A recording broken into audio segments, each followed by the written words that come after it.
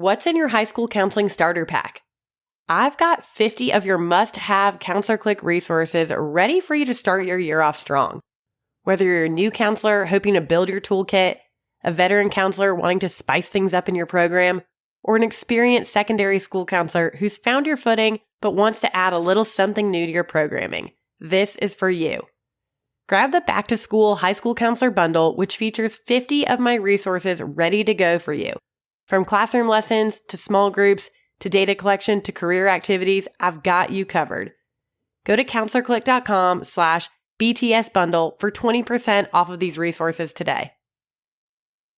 So one thing we do with our 11th graders, we meet with all of them in the spring. So we do our seniors in the fall, and then we do our juniors in the spring. And we go over like your graduation requirements and what standardized tests you have left, what your plans are for after you graduate. And when they see their GPA and when they see what they have left, they're like, oh, what happened? So we do try very hard, I think, to instill in them like that grades are important, academics matter, everything matters. But it's really not until that junior meeting that they finally see it and the light bulb just kind of goes off. And for some of them, unfortunately, it's not too late, but they have so much extra work they have to do to make sure that they kind of get back on track or stay on track.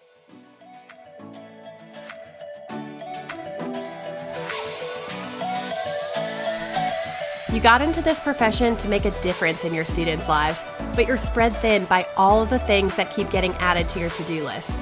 I can't create more hours in the day, but I can invite you into my Counselor Click where you'll finally catch your breath. Come with me as we unpack creative ideas and effective strategies that'll help you be the counselor who leaves a lifelong impact on your students. I'm Lauren Tingle, your high school counseling hype girl, here to help you energize your school counseling program and remind you of how much you love your job.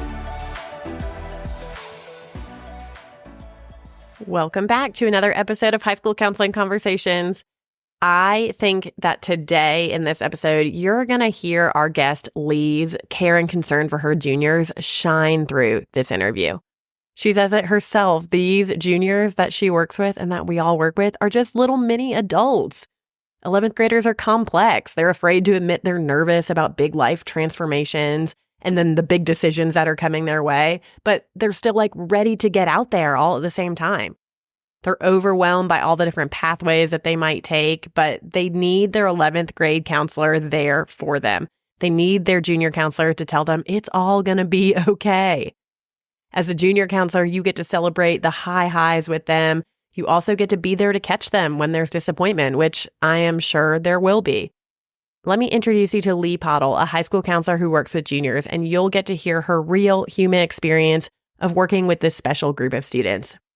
Leigh has been a high school counselor for 8 years and was a middle school counselor for 3 years before that. Before becoming a school counselor, she was a high school English teacher for 10 years. She's also taught a few English classes at her local community college.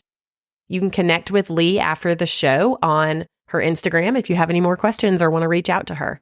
So, without further ado, let me introduce you to Leigh and let's get to this week's episode. Hey, Leigh, I'm so excited that you're on the podcast today. I can't wait to talk to you about having juniors on your caseload. Yeah. Hi, Lauren. I'm excited to be here. Thanks for having me. Let's dive right in. Tell us about what your caseload model at your school looks like and how you worked with juniors, because I don't think you were just with juniors, right? No, I'm not. So we do the alpha split. So I have a certain alphabet. So I work with 9th through 12th graders. So I work with everybody. But we, of course, work a lot with juniors and seniors, unfortunately, more than our other 2 grades. I think that's kind of par for the course with that. But yeah, so we're all split alpha and there are 5 counselors in my school. So our caseloads are pretty nice. We're about 250 to 270 per counselor. So it's really not too bad.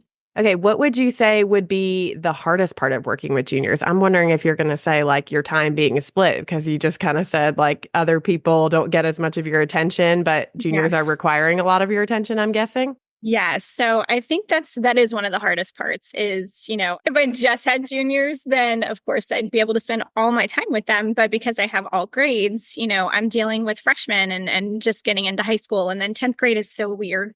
10th grade's just a very strange spot for these kiddos. I feel like it's like 7th grade all over again. Yeah. And then the juniors are like, okay, my GPA finally matters. My grades finally matter. What am I going to do when I graduate from high school?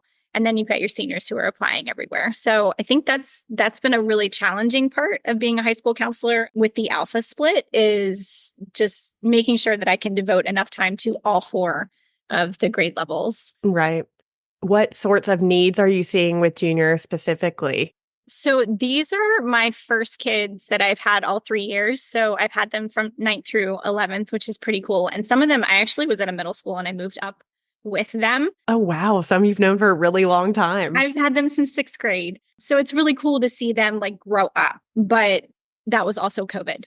So 7th grade was COVID, 8th grade was COVID. So they did come in 9th grade and actually had like a normal-ish, I think, kind of school year. But that was also, I don't know how you guys did it, but our school, like you were masked the whole first semester. And then if you were exposed to COVID, you were out for 10 days. It was nuts. And then finally by 10th grade, it was a normal school year. And then this year has been pretty normal. But I think for the 11th graders, they've really struggled with realizing that everything matters. These grades matter. Your attendance matters. Your discipline matters. Like I've had students who didn't get into their career in technical school because of their discipline, because of their attendance.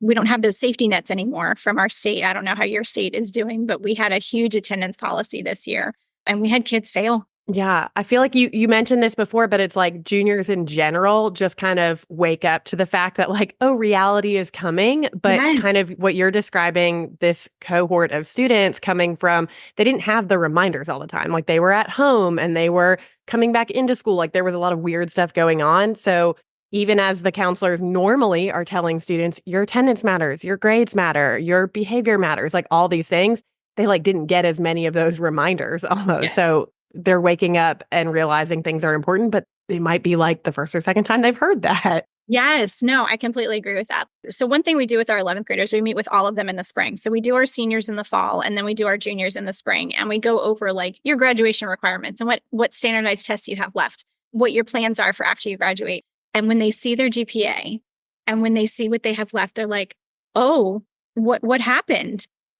I reminded you, like, Right. if you get a D, the D stays. Like it doesn't go away." And I think that part of that is, I hate to say we do a disservice in middle school with grading, but we kind of do, because I don't know how your state does, but in our state, like they are socially promoted. So if you fail everything in 8th grade, you're going to 9th grade. You're going to high school. It's just going to happen. So we do try very hard, I think, to instill in them like that grades are important, academics matter, everything matters. But it's really not until that junior meeting that they finally see it and the light bulb just kind of goes off. And for some of them, unfortunately, it's not too late, but they have so much extra work they have to do to make sure that they kind of get back on track or stay on track. And I think for a lot of these juniors, like they also don't know what they want to do. So we do a lot of career assessments with them. We do a lot of, we use School Links, which is one of the programs, I guess, kind of like Naviance. And they do a lot of career searches and college searches. And we look at post-secondary plans. We take them on college visits. We have a manufacturing day. We take them to different like businesses around town so they can see what some options. So it's like they're not having the opportunities out in front of them, but they're just not awake to them yet. It's like, how do you emphasize that importance before it's like kind of what you said, quote, too late? Like, yeah, obviously not too late to like recover from whatever, but I mean, too late in their eyes. Like they're feeling like, oh my gosh, all of a sudden now I have to make decisions. Now I have to know what's next. And they're feeling overwhelmed by that. They absolutely are. I 100% agree with that. They're very overwhelmed. And then, of course, by the end of the year, now they're all like emailing like, hey, I need my transcript. I need this. I need my GPA. I'm like, it's okay. I'll see you in You're September. the calming voice now. I try to be like, we will get there. It's all right. But what if this, and what if there's so many what ifs, I think, in their head. What if this happens? What if this doesn't happen? And I try to be very real with them and kind of bring them back to the present moment. And I'm like, all right, guys, it's okay. What if it happens? What if it doesn't? We don't know. We can't predict the future. Right. I need you to calm down and let's focus on what we need to do right now. So I think with the juniors, the 11th graders are so funny because you got like 16-year-olds, you got 17-year-olds. So their hormones are crazy and they're like tiny little adults. but they're not ready to be adults But yet. they're Like that not. prefrontal cortex hasn't fully developed, but they think they want to be. Yes. Yeah. So I see like the difference I see in 11th graders from the beginning of the year to the end of the year is just massive. Like it's a Totally. huge change in these kids. So because you have alpha and you're seeing all these grade levels kind of simultaneously, is there something now that you have had these juniors and through COVID, you've had them? Are there things that you're doing differently with ninth and 10th graders to prepare them for their junior year? Oh, absolutely. So one thing we've been doing is making sure we're meeting with every single student on our caseload, even if it's just minute meetings. This was the first year we did minute meetings with our freshmen, and it worked great. So I talked to them, each of them individually for 2 to 3 minutes. So it's longer than a minute, but Couple minutes of a meeting. yeah. So we got to know them, like what their interests are, what they're worried about, what they're excited about. And then if we needed to check in with them, like we kind of put a star on our spreadsheet, like just knowing that we needed to check in with them. And then with 10th graders, just making sure that their schedule is set up for whatever programs they're interested in. Because we have a ton of different programs for 11th and 12th graders that are available, but you have to apply in the spring of your 10th grade year. So after we meet with our freshmen, then we meet with our sophomores to make sure, like, okay, are these the classes you definitely want to take? Are you thinking about career and technical school? Are we thinking about governor school? Are we thinking about graduating early? I had 5 juniors who graduated a year early. And if they're not asking for that, like you would have no idea, and you'd have no idea to put that kind of pathway in their way because it's not as common. And so, if they haven't heard that idea from someone or brought it up to you, then it's too late to do that path. Exactly. It is. And then we have a dual enrollment program for our 12th graders. So same thing. If I don't set their schedule up for 10th and 11th grade, then they're not going to be eligible for that program in 12th grade because they have to only have English 12 and government when they're a senior to do that program. So I think it's really shown us that we do need to meet with all of our kids. It's so important. Even if that's something so tiny, like it doesn't feel like, okay, we're going to spend our whole year doing these meetings, but let's just check in so they know. So they know who you are because they're going to be with you for 4 years. They lay eyes on you. You lay eyes on them. You hear what their nickname is and what they like to be called. Like that's helpful for you from the beginning. Yeah, I think so. It's so important. And for me, like one of the biggest things I'm a proponent for is establishing rapport and getting to know these kids because I am going to have them for 4 years. And by the time they're in 12th grade, I might have to write them a recommendation letter. I might have to talk to an employer about, where if in 11th grade, if they're applying for a job, a lot of them put us down for references. So it's so important to get to know your kids. And I know it's really hard. Right. Actually, I don't because I've never had a caseload bigger than 350, but I can't imagine if, having 600 kids on your caseload. But I'm hearing you say that it's worth it. It's like worth carving out that time to get to know your students because then you see them grow. Like you see that massive shift and change and you're so proud of them. Like there's nothing more rewarding than that, especially if we're looking to validate like the counseling stuff and the individual stuff, like the time with students. We all want more of that and less of the paperwork. Like I love that you're making that happen. We try very hard. That's one of the things that we've as our counseling department. So we were all new 3 years ago.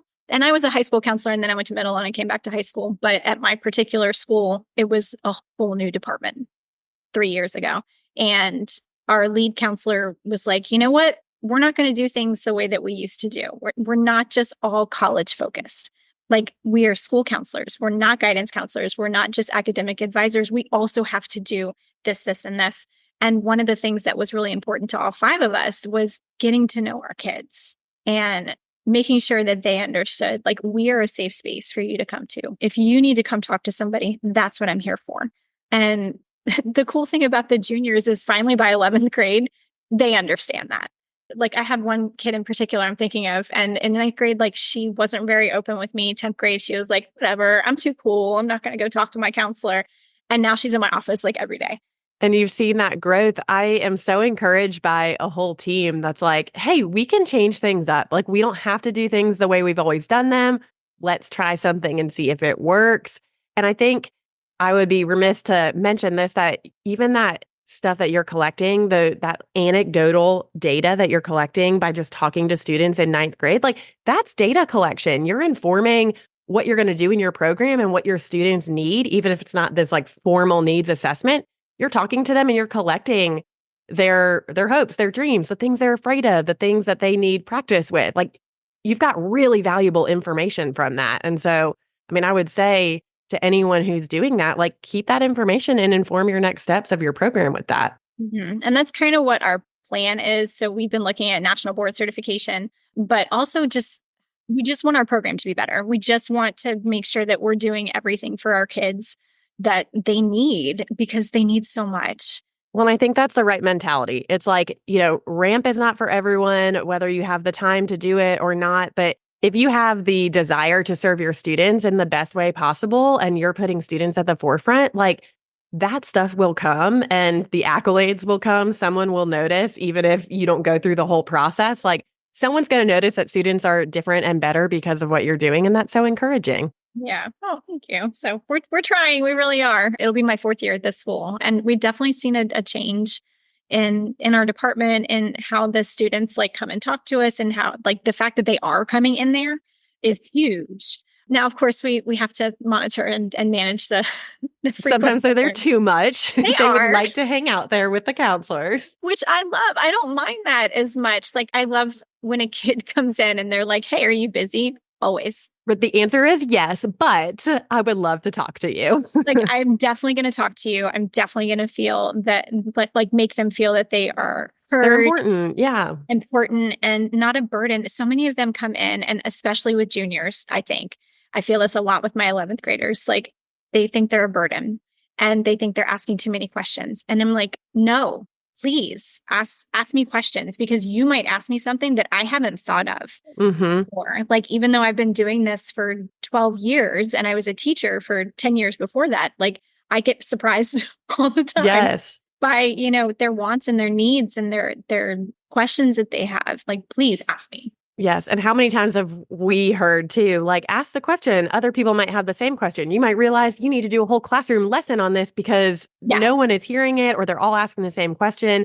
I also think of juniors and seniors when they're always coming in and asking for transcripts for things. Yes. I'm like, listen, ask me for as many copies of your transcript as you want. If that means you're applying to more scholarships, I would tell them. The people who are in here asking the questions and getting the help are the ones getting the money. I mean, it's a direct correlation. It really is. I would be happy for you if you're asking questions. It means you're doing some work and doing something right. Yeah.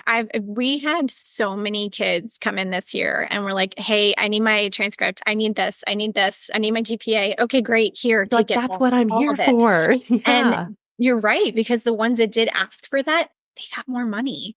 Even though we send out emails, we do remind messages or thrill share, whatever we did this year. And we did all of that information, but it wasn't until the kids actually came in to ask the questions that they really started applying for them.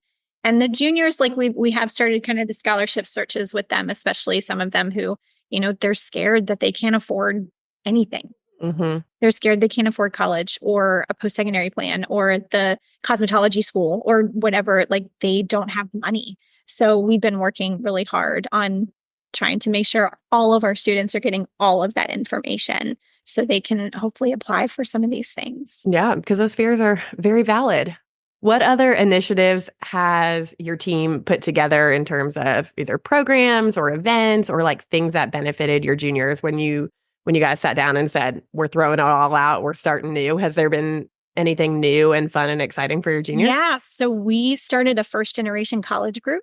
Love it. At our school last year. So we did a student needs assessment to see like, okay, are you a first gen kid? And a lot of kids didn't, like the 10th graders didn't understand what that meant. So when we did our classroom lesson, we explained to them what a first generation college student is.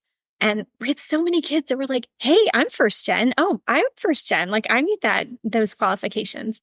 So we had like 10 kids the first year we did it. And we wrote a grant and were able to take them on some college tours. And we went on to some local colleges that are like within an hour. And we got to take them to lunch on the campus. And, we had students show them around. And there were a couple of schools that like, there was one that I went to. There was one that another counselor went to that we couldn't get in on like the time for a tour. So we just showed them around. They didn't get to see dorms, but they got to see everything else. And they thought it was the coolest thing. Totally. I mean, that exposure is huge. Yeah. So the fact that they got to see a college campus when they might not have ever been able to do a college tour, I think that was awesome. So they were juniors last year. This year they were seniors, and all 10 of them applied to a college and got in. And then in the spring, we helped them like apply for scholarships. And in the fall, we had helped them apply to college. Like we sat down with them and we're like, all right, let's open Common App.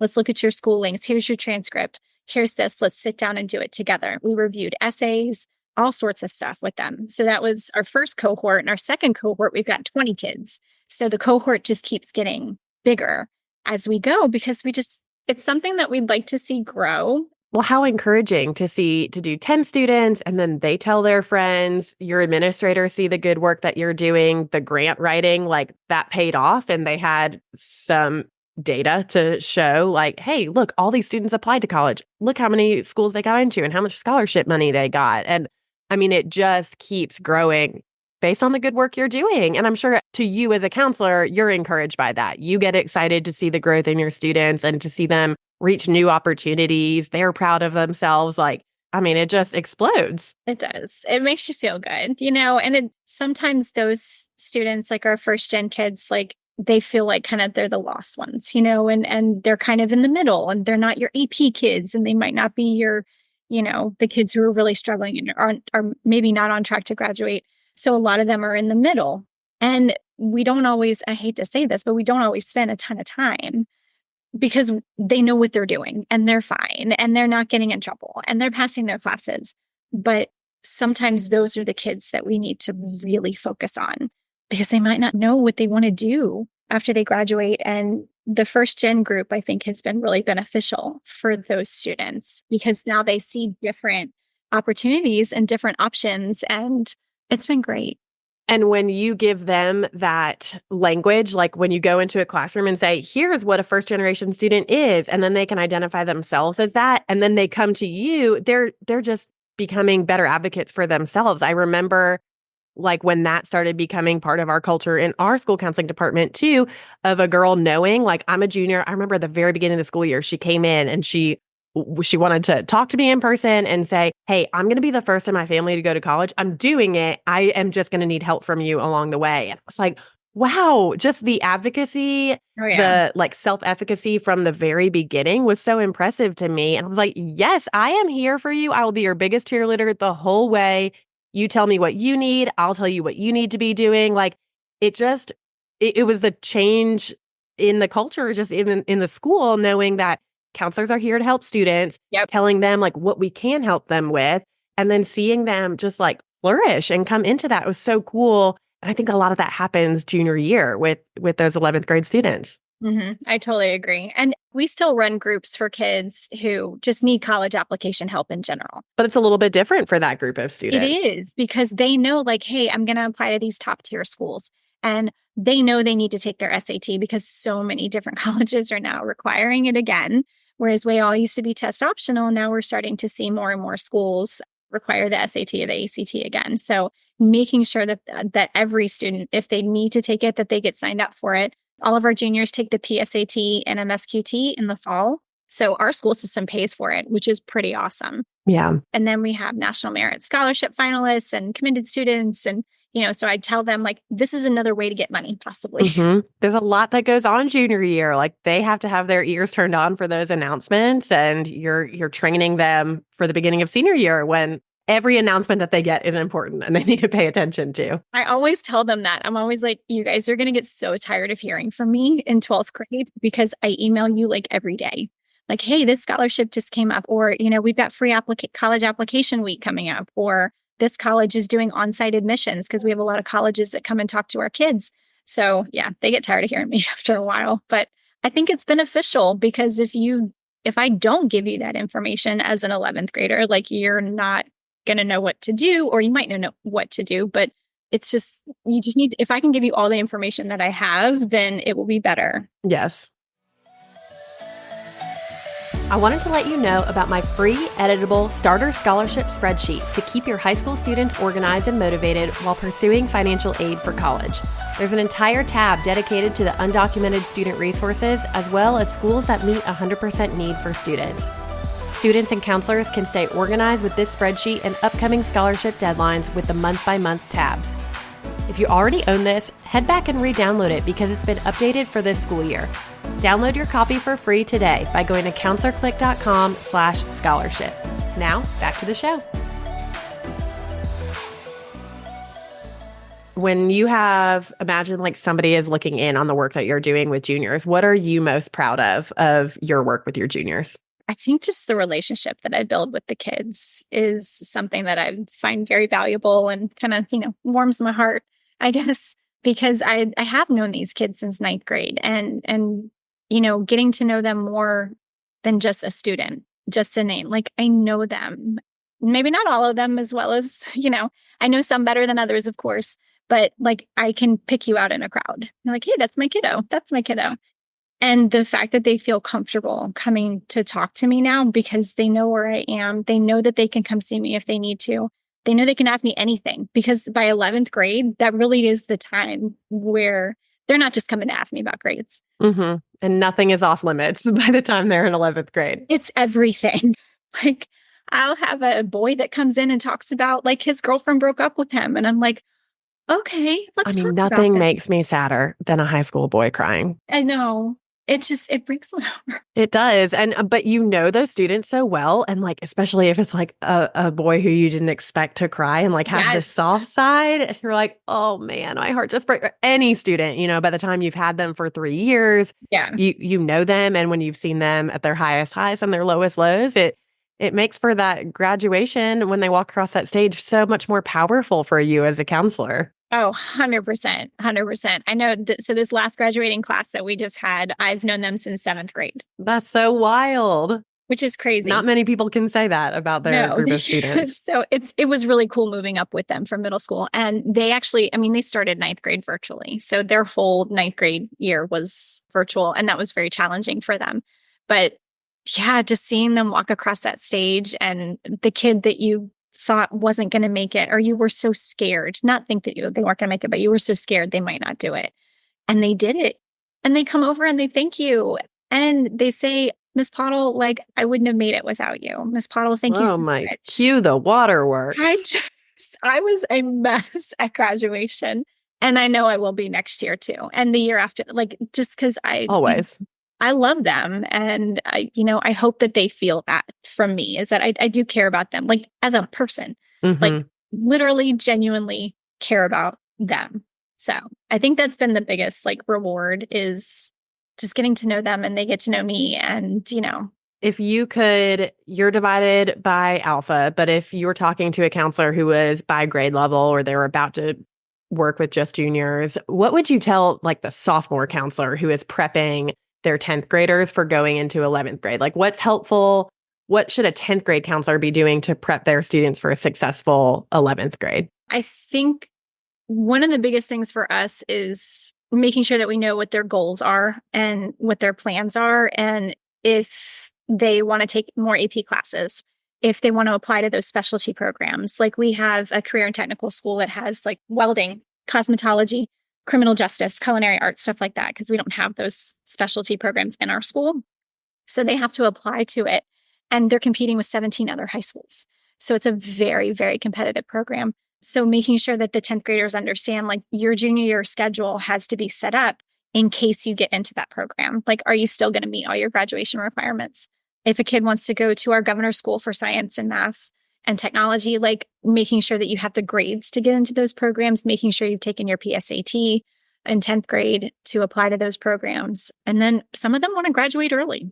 So talking to your 10th graders and making sure, like, do your kids want to graduate a whole year early and then move on to their whatever they want to do next? And it's not like you have to have your whole life figured out, but if you kind of have a direction or something that you want to try out, like that's what I would tell them about Career Center too, is this is going to give you elective credits to graduate, and better you find out now while it's free or much cheaper than going to college or floundering and paying a lot of money for cosmetology school. Figure it out now while you're in high school and give yourself the opportunity, especially if you have the grades, if you have the attendance, you're in good standing in terms of discipline, like go try it out and see if you like it. But for us around here, it's a 2-year program. And so you can't decide that your senior year that you want to go to the Career Center for that. Yeah.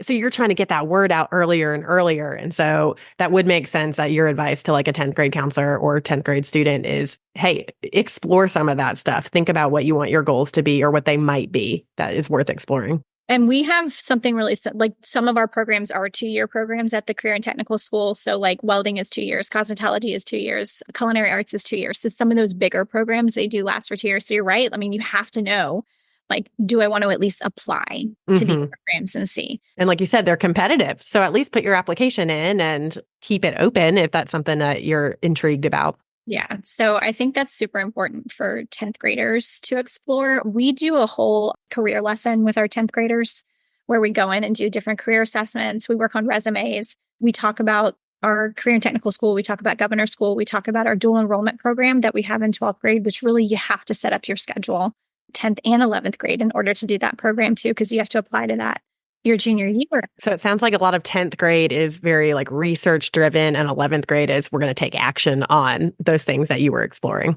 Yeah, I think that's a big part of it. So, but they have to know what's out there in 10th grade so they can plan their 11th grade to kind of focus on what they want to do. Exactly. And if you were taking your 11th graders and sending them off to a different senior counselor and it wasn't going to be you, what sorts of things would you like tell the senior counselor about your juniors? I think some of them they're still unsure about what the future is going to look like for them. They're very nervous. I think a lot of my kids or a lot of our juniors, I think, are very nervous because it's like we're making kind of adult decisions now, but we're still kids. You know, that fine line between adulthood and childhood, it's still there. You know, they're still just kiddos. They are. But I think this is their time to like start looking at colleges, post-secondary programs, taking tours of schools. We do a manufacturing day. So we take kids if they're interested to like different plants, you know, and manufacturing places around town. So exposing them to as much as possible. But I think for the senior counselor, just knowing that like we've kind of laid the groundwork a little bit, but then it's time to hit it hard and heavy in the fall because Common App is coming up and early decision, early application, they are fast. And, you know, we meet with all of our seniors in the fall, like right after we do our add drop schedule changes. That's when we start senior meetings, like as soon as we're done with that, because some of them have October 15th deadlines. Exactly. And making sure that, you know, by the time I met with them in the spring, like we talk about essays, like Common App essays. We talk about different programs that they should be looking into for 12th grade and beyond. A lot of stuff with juniors in the spring, I feel like is giving them some homework to, because they have so many questions. You're like, okay, take this and go do something with it and then come back to me and we'll go through it. It's like some of those high achievers or high flyers. You're like, okay, I just need you to like go do something and occupy your nervous energy. Yes. And then come back and we'll go through it. Like, I promise it'll be okay. And you're just like this voice of reason and reassurance over and over again. Like, it's going to be okay. Because it will be. It will be okay. It's a mantra for a junior counselor. I know. And because and like I said, they're all emailing me right now. Like, I need my GPA. I need my transcript. I'm like, you will get it. And you're like, those admissions officers are not looking at that right now. No. You haven't even applied yet. And can we like give a public service announcement to those college admissions offices who send out these mass emails and then they go on vacation? And so your students are emailing you over the summer and you're like, calm down. The transcript is what they need last. They're not going to look at that for a while. Right. No, they are. And I just had a kid email me yesterday and she was like, oh my gosh, my transcript's not at my college and I'm supposed to start there in August. I'm like, it's okay. It'll be there. Yep, it'll be there. It's all right. but it's not safe. But so you still see that anxiety and after they graduate, like they're already done and they're still freaking out about it. So I think just preparing them for like, yes, we know there are dates and deadlines, but like some things can come a little bit late. And hopefully as you've been working with them, like they do trust you in that and they can take a deep breath and they can say, Ms. Pottle says it's going to be okay. Like I trust her. It will be. I promise you it'll be okay. But yeah, I think setting them up for senior years is really important. And, you know, just remind if I were not, you know, the senior counselor too, just reminding the senior counselor, like making sure you're reviewing the GPA with the kids and making sure they have everything in their schedule. I know I keep coming back to schedules, but like that's a big part of what we do. Yeah. It's that high stakes part that feels like this is important to us. Like we are humans and we make mistakes, but you want to make as few of those as possible. Yes. Like I look over transcripts over and over and over again, just to make sure I haven't missed something. And I'm not going to lie, I have. I think we all have. We've all missed Yes. one little thing like, oh man, that kid still needs a PE, or oh, Hmm. they didn't pass this one standardized test, or Or they were supposed to do it over the summer and they never did. And I thought we followed up. Like it's always it's a you and them kind of thing. I'm like, you are a mini adult too who can look at this stuff and you know what your responsibilities are. So it's not totally on you, but you are more the adult, I guess. So it I does am. fall on Yes. you. Well, and it definitely of course, these are the things that keep me up at night is Exactly. have I really gone through every junior's transcript to make sure they have everything senior year in order to graduate? And then we're off for 5 weeks in the summer and go back in, late July, early August. And then I'm looking at transcripts again and making sure like, okay, did my juniors from last year have everything in their schedule this year? Did they not go to summer school? Did they go to summer school? So it's like it's important that no matter how your caseload model is laid out, that you are doing this like detail oriented work and that you feel confident sending them off to the next counselor. Or, if you're alpha, then it's what you've already done that work, but you need to trust yourself that you've gone through with a fine tooth comb. It's like it just makes you realize, okay, we need to be working really well together as a team. And I need to keep doing this over and over and over again. You hope that you get better at it, but there's always weird scenarios. And I mean, it's nice to have that continuity of you being their counselor to know about like the weird things that they studied abroad their sophomore year and like brought back like you can come up with, counselors hear everything under the sun. Yes, And so, we do. I mean, the level of detail you have to go through it with is so crazy sometimes. Yeah, it is. And it's just, and I pride myself on being kind of a very detail oriented kind of perfectionist, I think. It works in this job. I mean, I'm sure that somebody is saying thank you for that. Yeah. But we miss stuff. And that is one thing I talk to my juniors about. Like, this is, yes, it's on me, but it's also on you. So Hmm. you need to make sure you know what your deadlines are. You need to make sure that you have in your schedule everything you need to graduate. If you've applied to a job, making sure that you have your references down and making sure you're asking people for references. Because there's sometimes I'll get an email from a company or a job, or they'll call me and I'm like, I didn't know that my kid applied to this. Right. But yes, I'm happy to give them a reference. So normally I call them in on Monday morning and be like, hey. Uh-huh. Anything you want to tell me that I need to help you with? But I think that's a great reminder to counselors who are listening that like you should not have to bear all of that stress for 350 plus kids. No. Like that sounds ridiculous when you say it out loud to your students. Like I cannot know every single one of your deadlines. Like that is on you. And that's a life skill that you're going to need to have. I'm not going to remind you that you have a doctor's appointment that you need to go to. Just in the same way, I'm not going to remind you that you have a deadline coming up. I can try, but I won't be able to do that for everyone. Yeah, no, you can't. There's no way. I can't even remember my own appointments. I Like I can't can't either. remember yours too. Like I have to, okay, my doctor's appointment is when, and when do my kids have to go to the dentist, and when is that? So we're human. So we have our own, things we have to do. Limited capacity. And, I will always send out reminders like, hey, to the whole junior class, like, don't forget National Honor Society applications are due on this date. Scholarship applications are due for juniors on this date. And I do the same thing with my seniors. November 1 deadlines are coming up. Have you asked your teachers for a recommendation letter? Have you finished your Common App? Have you looked at your essay? Or if they're juniors, like making sure that they've signed up for the SAT if they need the SAT or the ASVAB. We've been pushing the ASVAB a lot too, because it is a really good career interest inventory. So even if they're not interested in the military, It gives you a lot of good information. I yes. agree. So we've been pushing that with our 10th and 11th graders.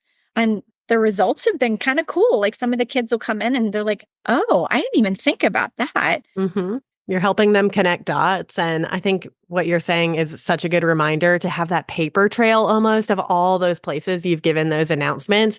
Because when somebody comes back and says, I didn't know about it, you're like, Oh, yeah. Actually, here are the 10 places that I put it out there. Yes. I hate to say that shuts somebody up really quickly of them being like, oh, I do need to pay attention to these things. And same with parents too. When they say, how come we didn't know about this opportunity? I'm like, ma'am, here are the 10 places. And they're like, oh, okay. Like, I'm not trying to make someone feel dumb or something, but I'm just trying to say, like, I'm really trying to do my best at like being a PR person and putting all this information out there. But like, you have to filter through it too and decide what's important for you and your family. And some of our families block the emails Gosh. or the school phone number when our principal does like phone blasts. Like I had a student do that one time, block the number from the administrator because they were going to get in trouble. And then the parent never heard any information for the rest of the school year. And it was a yeah, whole thing. it Like, well, that happens. was creative.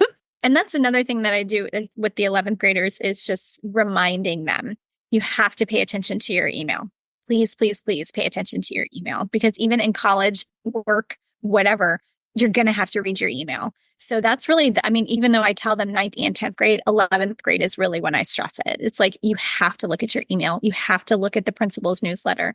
The counselors send out a newsletter. I think we don't have a social media yet, but I think we might need to start one. I think there's a growing, I mean, all of our kids are on social media. They're on Instagram, Snapchat, and whatever. I don't even know what else is out there. I'm old, so I don't have a lot of social media. But, you know, I think we're going to have to start doing a lot of those things because it's quick and fast information. Like I can put a quick little Instagram reel on there like, hey, don't forget college application week is this week. Right. And their mom will send it to them when they are following and they see it, or they send it to a friend. I found that students love, like at the end of junior year, senior year, when they get to be acknowledged for things, like you get to celebrate students on social media too, which makes them like want to be a part of it, which I think is fun. I do that a lot on my own, like personal page, like we do it like a college and career signing day, May 1st. So I love that day so much. So I always put on there like all the pictures of the kiddos. So look, you've got that experience already. You can do it for your people. They don't check Facebook. Right. Somebody told me recently that high schoolers are getting back into Facebook. And I was like, you've got to be kidding me. That's always like, you know, my mom's on Facebook. I don't need to be there. And they were like, no, they're using it again. So we'll have to see if other listeners have heard that. I'm curious about that. Every time I say that, the kids are like, my grandma uses Facebook. Right. So maybe it's making a comeback. I don't know. I mean, I remember MySpace when that came out. So that was right. But yeah, we're looking more into that. So yeah. Leigh, this has been awesome getting to hear about your experience working with juniors. Is there anything that I didn't ask you about, that either advice that you would give to a junior counselor or someone who is about to inherit some juniors?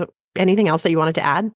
For the juniors, I think one of the biggest things is that they're the ones I see the most, apart from my seniors. They're a special bunch because, like I said, they're like tiny adults. They think that they've got it all figured out, but they don't quite have it all figured out. And some of them, yes, they know exactly what they want to do, and others have absolutely no clue. So you're going to run the spectrum of kiddos there, and just being open and just listening they just need you to listen and to guide them. I mean, really, they need guidance. They do. And support with what their future goals are. And, you know, as far as colleges are concerned, like if I look at a kid's GPA and I'm thinking in the back of my head, oh my gosh, you're not going to get into the top tier school, I will never tell a kid that, ever. I will always remind them that, you know what, it's your dream school. This is what you want to do. Let's apply and see what happens. I'm not a college admissions advisor. I have no idea. You might get in. I love that, leaving the door open for them. Yes. Yeah. Because I will never tell a kid like not to do something because you're not going to get it, because I don't know. And you might get it. And honestly, part of life is figuring out what to do with disappointments too. And so there's going to be a learning experience, whether it's good or bad, that they're going to take something away from. Yes. And just knowing that you are there to support them is so important. And I think if you establish that by the end of junior year, then when they come to you as seniors, they're going to feel comfortable talking about their hopes and their dreams and disappointments and everything else. And just, I think just being there for your kiddos is the most important thing. And I think that's why we all get into this, because we want to be there for them. But yeah, I love my juniors. They're an interesting bunch of kiddos. I love them so much. For sure. That was so just such a sweet, feel good moment to end on. I'm really thankful for just the insight that you gave us to working with your juniors. And I'm so excited that this was such a good conversation. I think a lot of counselors are going to benefit from hearing it and either be encouraged in what they're doing or a little less nervous if they're going to be working with juniors for the first time when they're listening to this. Yeah, I think anybody who gets to work with juniors, I think it's very rewarding. So I think they'll enjoy it. Well, thanks for being on the podcast this week, Leigh. Thanks, Lauren. Thank you so much for that conversation, Leigh. I know that people are going to benefit so much from hearing your perspective. I'm going to link a few things in the show notes that I think you'll find helpful after our conversation. Mainly a free data guide, because we talked about how easy it can be to collect data when we just kind of forget that there are things out there that we're collecting and we can do things with that. And then a first generation small group curriculum. If you especially got fired up to help your students in that way after hearing Leigh talk about running a first gen group, I have a resource for you. So check out the show notes, check out these episodes notes for all the links that you might need after listening to this week's episode. Stay tuned. Next week, we have our senior episode. I'll see you then. Thanks for listening to today's episode of High School Counseling Conversations. All the links I talked about today can be found in the show notes and also at counselorclick.com/podcast. Be sure to hit follow wherever you listen to your podcast so that you never miss a new episode. Connect with me over on Instagram. Feel free to send me a DM at counselorclick. That's CLIQUE. I'll see you next week.